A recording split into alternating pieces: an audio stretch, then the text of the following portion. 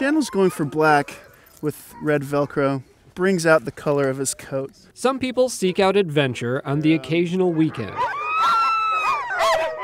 Steve Watkins looks for it every day. There's nothing quite like a strong, compelling physical challenge to get you up and get you motivated. It's what led him to the armed forces in 1999. I never thought I'd serve in war, much less 2 wars. Watkins would first be deployed to Afghanistan as an airborne Army Ranger, and from there to almost every forward operating base in Afghanistan and Iraq, until a serious injury changed his course. I was northeast Afghanistan, and then I was medevac to Dubai and then to the U.S. for emergency surgery. Watkins was diagnosed with a traumatic brain injury and post-traumatic stress disorder. After a lifetime of service, he found himself in need of a new mission.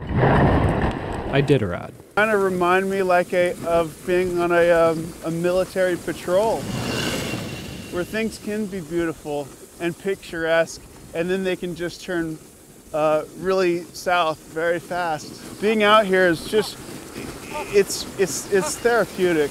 God. He thinks about his dogs, the trail ahead, and his fellow veterans who deal with the stress of war. So many people like me, so many veterans feel like the most significant part of their life is over.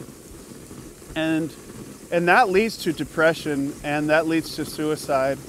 And if there's one message I can give the veterans, it would be that just because our great wars are over doesn't mean our lives can't be significant and full of adventure.